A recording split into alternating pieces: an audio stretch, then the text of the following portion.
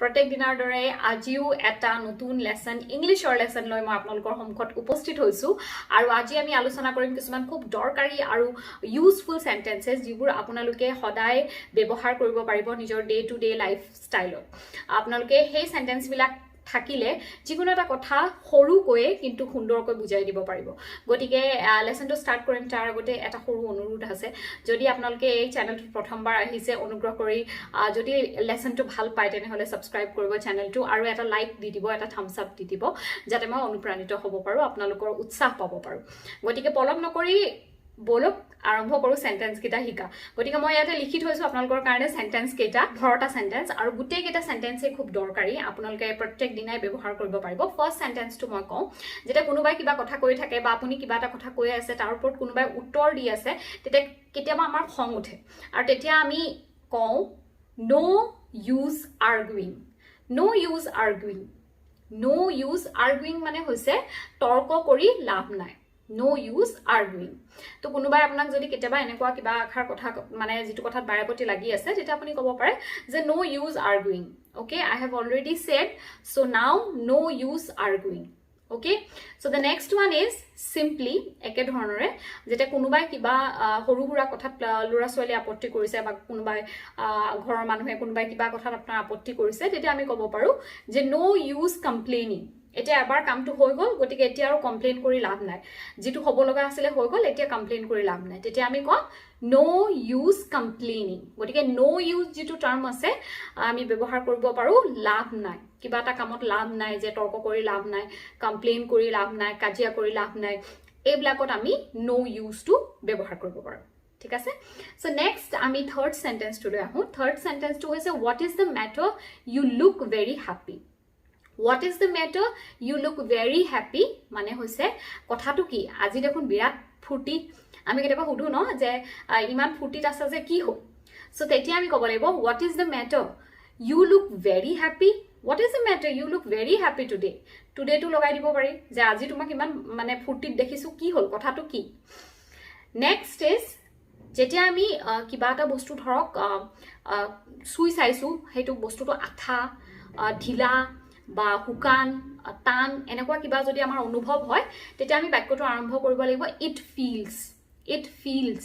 feels মানে আমি অনুভৱ কৰিব পাৰিছো sticky মানে আঠা it feels sticky অ এটো অলপ আঠা বলে এটো হুকান it feels dry it feels soft কোমল এটো মানে কোমল অনুভৱ কৰিব পাৰিছো মানে সুলত কোমল লাগিছে it feels loose মানে এটো ঢিলা গতিকে হে তেনেকুৱা কিবা এটা বস্তু আপোনালোকে যেতিয়া সুই চাই বা অনুভৱ কৰি চাই পেলে গম পায় তেতিয়া আমি তাত ব্যৱহাৰ কৰিব পাৰো it feels টু দি পেলে যেটো অনুভৱ কৰিছে হে ওয়াৰ্ডটো আমি ব্যৱহাৰ কৰি দিম ক্লিয়াৰ এটা নেক্সট আহো ফিফথ সেন্টেন্স সেম যেনেকে it feels বুলি কৈ আমি sticky লুজ একিটা ব্যৱহাৰ কৰিলো তেনেকৈ কিবা এটা বস্তু যেনিবা আপুনি শুনি পেলাই কিবা এটা আইডিয়া বস্তু নহয় এটা কিবা এটা আইডিয়া ধৰক কোনোবাই কিবা এটা আইডিয়া দিছে বা কোনোবাই কিবা এটা গান গাইছে কোনোবাই কিবা এটা প্ৰশ্ন সুধিছে তাত আমি ক'ব বিচাৰিছো যে কথাটো অলপ টান যেন লাগিছে কথাটো অলপমান মানে কমপ্লিকেটেড লাগিছে বা অলপমান ঠিক লগা নাই বা কথাটো খুব ভাল লাগিছে বা আইডিয়াটো খুব ভাল লাগিছে তেতিয়া আমি ক'ব লাগিব it sounds এটো শুনিবলৈ মানে it sounds nice মানে এটো ভাল লাগিছে শুনি ভাল লাগিছে or it sounds good it sounds difficult মানে প্ৰশ্ন এটা সুধিছে প্ৰশ্নটো বিৰাট টান লাগিছে তেতিয়া আমি ক'ব লাগিব it sounds difficult or it sounds easy বা উজু যদি লাগিছে it sounds easy then ধৰক ঘৰত আলহী হঠাতে আলহী আহিছে তেতিয়া আমি ক'ব লাগিব guest suddenly turned up guests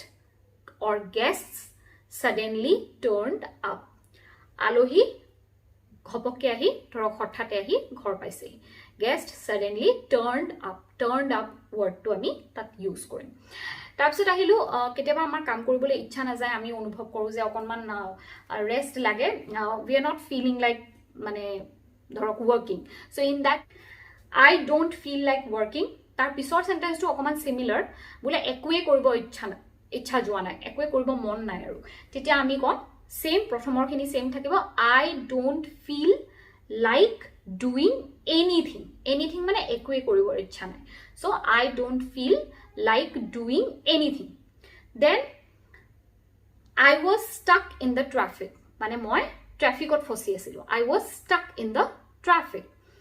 Then ধৰক গাড়ী বাইক যিকোনো বস্তু চাইকেল যদি পাংচাৰ হয় তেতিয়া আমি ক'ব লাগিব my car or bike got punctured.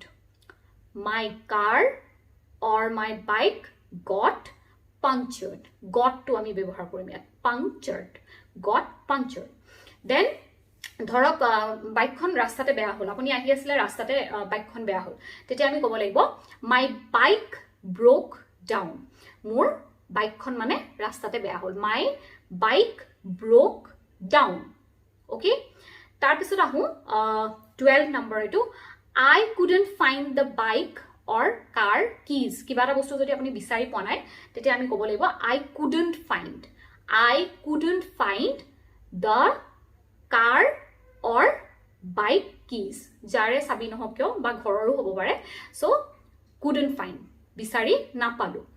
Then যদি কাৰোবাৰ ধৰক কাৰোবাক আপুনি দেখিছে দেখি পেলাই একদম মানে আমুকে হ'ব লাগিব দেই. আমি অসমীয়াত যে কওঁ একদম আমুকে হ'ব লাগিব মই দেখিয়ে কৈ দিছোঁ. তেনেকুৱাত আমি ক'ব লাগিব must be your father. তোমাৰ দেউতাই হ'ব লাগিব. Must be your father or must be your sister. যিয়ে নহওক মানে must be বুলি ক'লে তেওঁৱেই হ'ব লাগিব সেইটো বুজাইছে. Then he had just got out. মানে এই মাত্ৰ ওলাই গৈছে. He এই মাত্ৰ ওলাই গৈছে. He has just gone out. He has just gone out. মানে he এই মাত্ৰ ওলাই গৈছে. লাষ্ট টু আহিলে মই তোমাক দুবাৰ ক'লো. কিবা এটা কথা কোনোবাই সুধিছে মই তোমাক দুবাৰ ক'লো. I have told you twice. মই তোমাক দুবাৰ ক'লো. I have told you twice. মই আপোনালোকক বহুতবাৰ কৈছোঁ কিন্তু আকৌ ক'ব বিচাৰিছোঁ. আশা কৰিছোঁ আজিৰ লেসনটো আপোনালোকে শুনি ভাল পালে.